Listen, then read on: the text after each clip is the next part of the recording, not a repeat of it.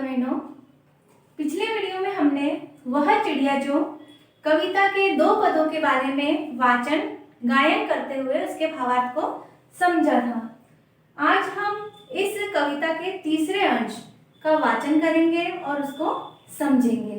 तीसरा पद समझने से पहले हमने पिछले वीडियो में क्या क्या जानकारियां प्राप्त की थी, एक बार फिर से उसे समझ लेते हैं।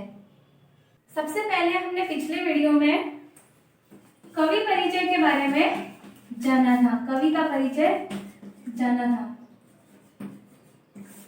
इस कविता के कवि श्री केदारनाथ अग्रवाल है।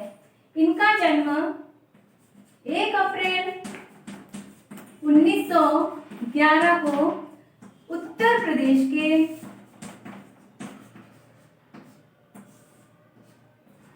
कमासिन गांव में हुआ था। इन्होंने अपने जीवन काल में बहुत सारी रचनाएं लिखी थी और इनकी मृत्यु 22 जून 2000 को हुई थी।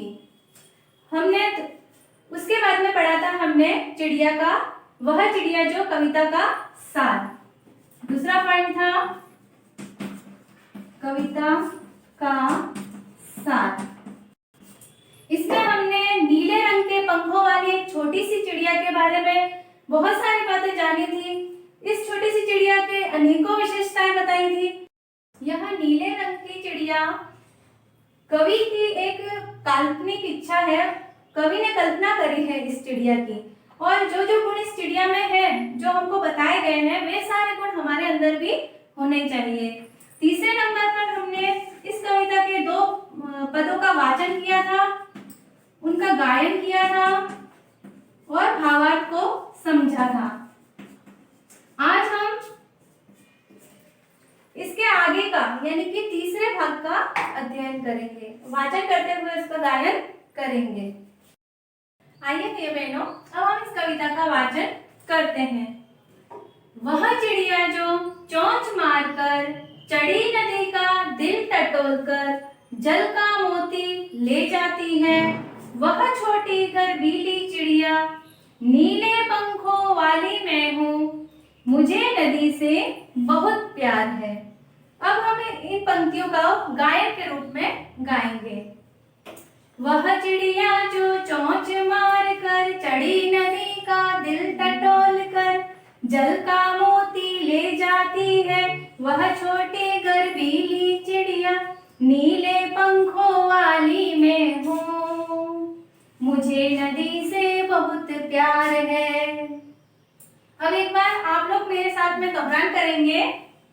वह चिड़िया जो चोंच मार कर चढ़ी नदी का दिल टटोल कर जल का मोती ले जाती है, वह छोटी गर्वीली चिड़िया नीले पंखों वाली मैं हूँ, मुझे नदी से बहुत प्यार है। अब हम इन पंक्तियों में आए हुए कठिन शब्दों के अर्थ को जान लेते हैं। सबसे पहले चढ़ी नदी। चढ़ी नदी का अर्थ है उफनती हुई नदी।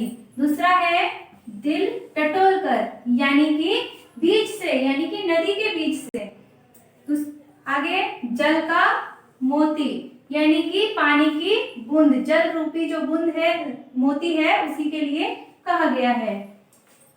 गर्वीली, यानी कि गर्व से भरी हुई या फिर गर्व करने वाली। वह चिड़िया जो चोंच मारकर चढ़ी नदी का दिल टटोलकर जल का मोती ले जाती है। इसमें कवि ने चिड़िया के साहस के बारे में हमको बताया है। चिड़िया के साहस का वर्णन करते हुए कवि कहना चाह रहे हैं कि वह जो चिड़िया है, वह नीले रंग की जो चिड़िया है, वह चढ़ी नदी का दिल टटोलकर, चढ़ी नदी यानी कि उफनती हुई नदी, यानी कि पानी से लबालब जो नदी भरी हुई है, उस नदी के बीचों बीच जाकर उसका दिल टटोलकर, यानी कि बीच में जाकर के जल की बूंद को, अपनी जल का मोती यानी कि जल की बूंद को अपनी चोंच में भरकर ले आती है और अपनी प्यास बुझाती है। वह छोटी गर्वीली चिड़िया नीले पंखों वाली मैं हूँ, मुझे नदी से बहुत प्यार है। और उस छोटी सी नीले रंग के पंखों वाली चिड़िया को उसने जो कार्य किया, जिस प्रकार से उसने पानी ला करके पिया है, उस बात पर बड़ा गर्व है। अब आप सोच रहे होंगे कि चिड़िया को गर्व किस बात का है। तो आप सभी ने देखा होगा नदियों को बहते हुए। जब नदियां चलती है तो उनका प्रवाह इतना तेज होता है कि वो अपने साथ में जो भी सामने आता है उसको अपने साथ बहाकर ले जाती है। तो चाहे फिर बड़े बड़े पेड़ हो, छोटे छोटे पौधे हो या कोई अन्य वस्तु, यहाँ तक कि जो नदियां हैं वो अपने साथ में बड़ी बड़ी चट्टानों को भी ले आती है। तो ये जो चट्टानें हैं बड़ी बड़ी, ये भी चलते चलते आगे बहते बहते छोटे छोटे कई टुकड़ों में बदल जाती है, उसके अनेकों टुकड़े हो जाते हैं। जैसे जैसे नदी आगे बढ़ती है वैसे वैसे वो जो छोटे टुकड़े, ये जो चट्टानों के टुकड़े हैं वो और भी छोटे होते जाते हैं और धीरे धीरे छोटे पत्थर में और बालू में, रेत में बदल जाते हैं।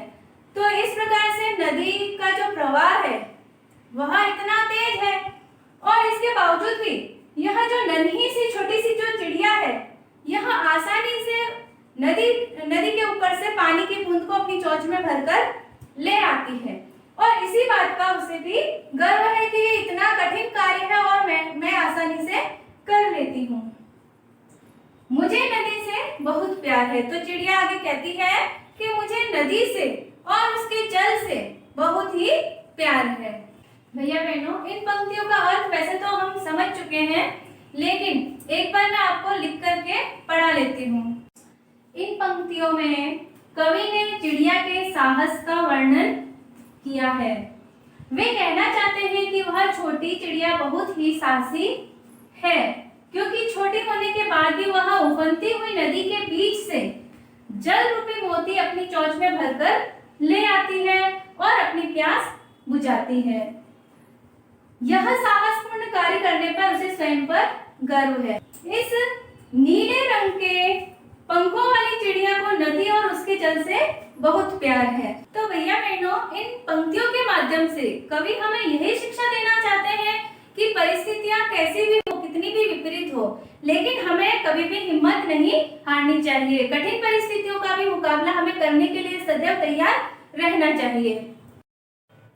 भैया बहनों, कवि हमें यही समझाना चाहते हैं कि जो जो गुण इस कविता में, चिड़िया में जो जो गुण हैं, वे सभी गुण हमारे अंदर भी होने चाहिए। तो हमने इस कविता का भावार्थ समझ लिया है, लेकिन एक बार फिर से हम दोहरान कर लेते हैं कि हर पंक्ति, हर कविता के हर अंश से हमको क्या शिक्षा मिल रही है। जैसे कि पहला जो पद है, इसमें कवि हमें चिड़िया के संतोषी होने का भाव स्पष्ट किया है कि वह कम दानों में भी, अनाज के कम दानों में भी अपना जीवन आसानी से गुजार सकती है।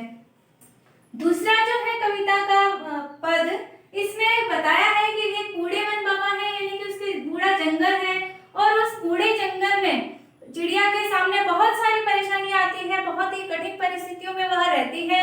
इसके बाद भी वह अपने सुरीली आवाज से, मीठी आवाज में अपने बूढ़े वन बाबा यानी कि अपने जंगल के लिए और जंगल के सभी वृक्षों के लिए गीत गाती है। इसी प्रकार तीसरे पद में कवि ने चिड़िया को गर्वीली कहा है। अब उसे गर्व किस बात का है कि वह उफनती हुई नदी के बीचों बीच जाकर के जल की बूंद को ले आती है। तो इसीलिए वह बहुत ही साहसिक कार्य है। तो हमें भी इसी प्रकार से साहस भरे कार्यों को करने चाहिए। हमेशा कठिन परिस्थितियां भी आती है, तो ऐसे में भी हमको बिना घबराए साहस का परिचय देना चाहिए। भैया बहनों, अब हम इस कविता को एक बार, पूरी कविता को गायन के रूप में गा लेते हैं। वह चिड़िया जो चोंच मार कर दूध भरे जुंडी के दाने रुचि से रस से खा लेती है, वह छोटी संतोषी चिड़िया नीले पंखों वाली मैं हूँ, मुझे अन्न से बहुत प्यार है। वह चिड़िया जो कंठ खोल कर बूढ़े वन बाबा की खातिर रस उंडेल कर गा लेती है, वह छोटी मुंह बोली चिड़िया नीले पंखों वाली टेलीविजन से बहुत प्यार है। वह चिड़िया जो चोंच मार कर चढ़ी नदी का दिल टटोल कर जल का मोती ले जाती है, वह छोटी गर्वीली चिड़िया नीले पंखों वाली मैं हूँ, मुझे नदी से बहुत प्यार है। अब भैया बहनों, आज हमने इस पाठ का पूरा भावार्थ समझ लिया है, इसको गायन भी कर लिया है। अब आप सभी इस कविता को कंठस्थ करेंगे।